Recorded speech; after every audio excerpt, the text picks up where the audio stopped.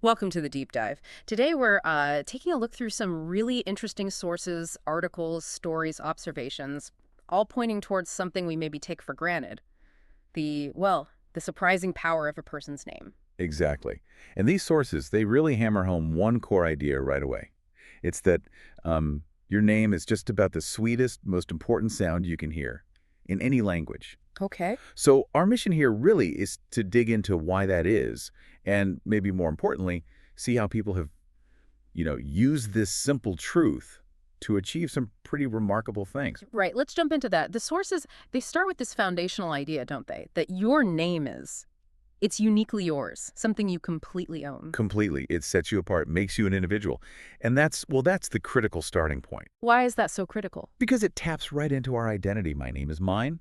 It's tied to, my sense of self, who I am. So when you use it, you're acknowledging me. Ah, okay. So it's not just being polite then, it's more fundamental. Precisely. It makes the interaction personal, instantly. It kind of says, hey, I see you. You matter. And that gives importance to whatever comes next, right? Whether you're sharing information or asking for something. And the flip side, forgetting a name or getting it wrong, the sources seem pretty clear on that. Oh, absolutely blunt. Forgetting or misspelling a name, it just puts you at a sharp disadvantage straight away. How so? Well, it can feel dismissive, can it? Like you weren't paying attention. Or maybe that the person just wasn't important enough for you to make the effort to remember that one core piece of who they are. Yeah, that makes total sense. So, okay, let's look at how this played out. The sources have some great examples.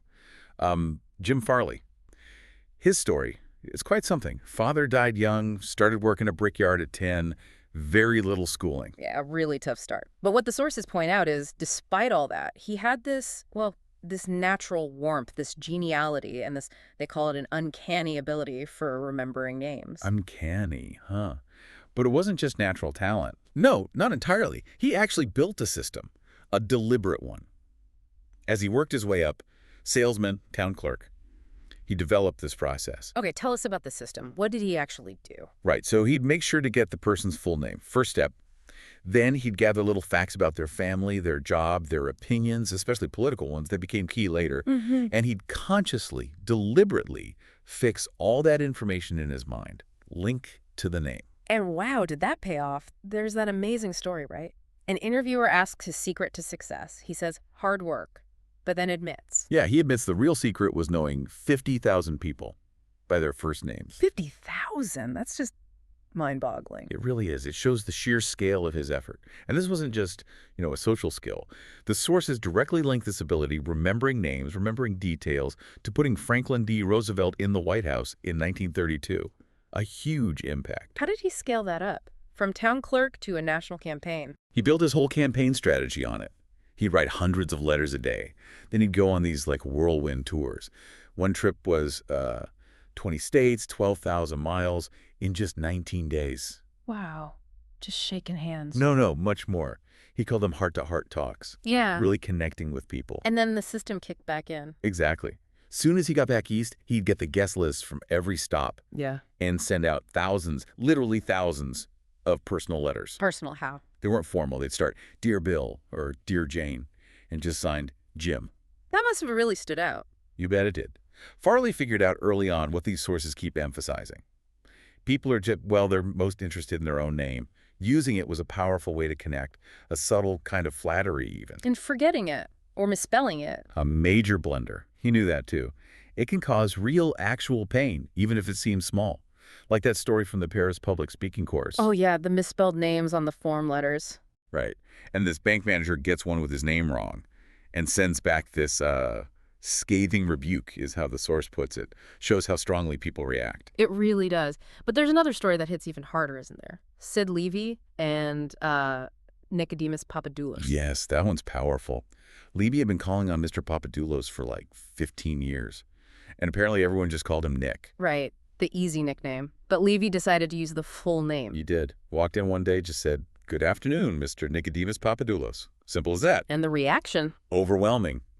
Papadoulos just stood there, didn't say anything for, felt like minutes, according to the source. And then? Then tears started rolling down his cheeks. He finally says, Mr. Levy, in all the 15 years I have been in this country, nobody has ever made the effort to call me by my right name. Wow. Just wow. That really drives it home, doesn't it? that need to be seen, acknowledged, right down to your name. It absolutely does. And it wasn't just politicians or salesmen. Look at Andrew Carnegie, the Steel King. The sources say he actually knew very little about making steel Really. But he became incredibly rich. because he knew how to handle people. That was his genius. And guess what?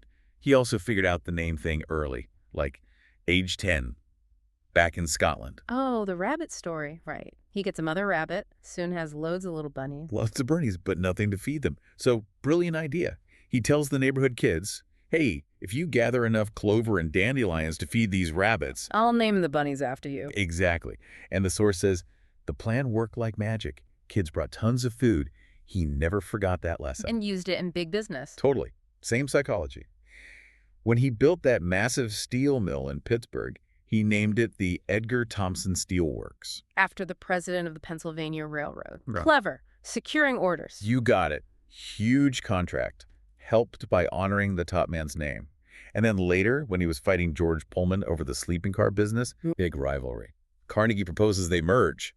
And to seal the deal, to really win Pullman over, he suggests calling the new combined company the Pullman Palace Car Company. Appealing to his pride. Letting Pullman keep his name front and center. Masterful. It really was. And Carnegie didn't just use it with the bigwigs. He apparently took pride in knowing the names of lots of his factory workers, too. And the sources link that To his leadership style. They note there weren't strikes while he was personally in charge. The suggestion is, well, recognizing people as individuals, using their names, it built loyalty, prevented conflict. So politics, massive industry. It seems to scale down too, right? Into just like everyday corporate life. Definitely. There's a quote from Benton Love, chairman of Texas Commerce Bank Shares. He said, remembering names warms up a corporation, especially as it gets bigger. He even said executives who claim they can't remember names are basically standing on quicksand. Strong words. It humanizes things. It does. And think about customer service. Karen Kursek, the TWA flight attendant mentioned in the sources, she made a point of learning passengers' names. And using them. Yes. And the result? Loads of compliments, real loyalty. People telling her things like, I'm flying TWA from now on. You make me feel like it's a personalized airline. Just from using their name. Amazing. It transformed the whole experience for them. And people really want their names to sort of live on, don't they? The sources mention P.T. Barnum offering his grandson a fortune. $25,000 just to change his name to Barnum. Wow. And patrons of the arts, donors, naming buildings, libraries. It all points to how deeply names are tied to our identity, our legacy, this desire to, perpetuate ourselves. Okay, so given all this, the power, the impact, why don't more people do it? We all hear, oh, I'm just terrible with names. What do the sources say is the real reason? Well, the main reason cited isn't lack of ability. It's lack of effort. It's not taking the time, the energy to really concentrate, repeat the name, fix it in your mind. People say they're too busy. That's the common excuse, yeah. Too busy. But the sources offer some pretty strong counterexamples, don't they? Like FDR. Right. Franklin D. Roosevelt, president during the Depression, World War II. You could argue he was maybe a little busy. Just a bit. Yet he was famous for remembering names, even people he met briefly. There's that fantastic story about him and W.F. Chamberlain, the guy who delivered a specially built car. Yeah. What happened there? Chamberlain tells the story. Roosevelt calls him by name right away, makes him feel totally comfortable. Then he shows this incredible vital interest in the car. Not just a glance, but looking at the radiator, the mirror, the clock, the upholstery, the seat, even the suitcases with a monogram. He really engaged with it, and with Chamberlain. Totally. And he praised the work publicly. Mr. Chamberlain, I certainly appreciate all the time and effort. It is a mighty fine job. He even pointed out details to Mrs. Roosevelt, his Secretary of Labor, his secretary, the White House porter. He involved everyone, but wasn't there someone else too? The mechanic? Yes. That's maybe the most telling part. The mechanic who came with Chamberlain was apparently quite shy, hanging back. Before leaving, FDR specifically sought him out, shook his hand, called him by his name, and thanked him sincerely for his work. It wasn't just political maneuvering. It felt genuine. And he followed up afterwards too, didn't he? He did. Sent Chamberlain an autographed photo and a thank you note. Yeah. FDR absolutely understood that these simple things, remembering a name, showing real interest, expressing genuine thanks, were just incredibly powerful ways to build goodwill, to make people feel truly important. It really underlines that politician's lesson from the sources. To recall a voter's name is statesmanship. To forget it is oblivion. And as we've seen, it goes way beyond politics, business, social life, everything. So it takes effort, but maybe it also takes technique. Did the sources mention any specific methods besides Farley's system? They did. They gave Napoleon III's technique. Emperor of France, no less. Okay, what was his secret? Well, pretty straightforward, actually. If he didn't catch a name, he'd politely say, "So sorry, didn't get the name clearly."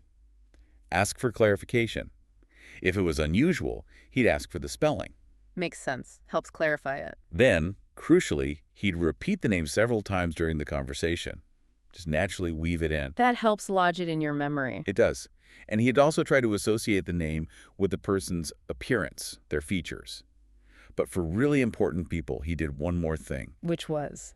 As soon as he was alone, he'd write the name down on a piece of paper. But why write it if he wasn't keeping the paper? Ah, that's the clever bit. He'd write it, stare at it, concentrate intensely, fixing that visual image in his mind. And then he'd tear up the paper. So he gave both an ear impression and an eye impression. Exactly. Doubling down on memory consolidation. It's a perfect illustration of making a conscious effort. Like Emerson said, good manners are made up of petty sacrifices. This was Napoleon's petty sacrifice for connection. It really highlights that it is about effort, not magic. And the sources bring it right down to earth, too, with that story about Ken Nottingham in the GM cafeteria. Oh yeah, the sandwich lady, Eunice. Ken noticed she always seemed kind of grumpy. Uh-huh. So the next day, he saw her name tag. And when he ordered, he just said, "Hello, Eunice." And just that simple act Changed everything. The scowl disappeared. She smiled, piled the ham high on his sandwich, forgot the scale apparently, gave him extra chips. The source says it worked like magic. Just like Carnegie's rabbits. It's the same core principle, isn't it? Playing out everywhere. Exactly. From emperors and presidents down to the person making your lunch. Your name is yours, it's special, and using it makes a connection. So wrapping up this deep dive, the big takeaway from all these sources seems incredibly clear. Remembering and using someone's name, it's more than just polite. It's a really fundamental way to connect, build goodwill, and frankly, be more successful in almost anything you do. And it's not about having some innate gift, right? It's about making that conscious effort, taking the time, developing techniques maybe like Napoleon or Farley did, like FDR did with his genuine attention. Absolutely. So, based purely on what we've drawn from these sources today, here's something to think about. Given its proven impact, the emotional resonance, the strategic advantage, what does that simple act of making the effort, that petty sacrifice perhaps, to remember and use someone's name, what does that act itself truly communicate to the other person, beyond just identifying them? Something deeper than just recognition. Definitely something deeper. That's a great thought to leave things on. Thanks for joining us for this deep dive.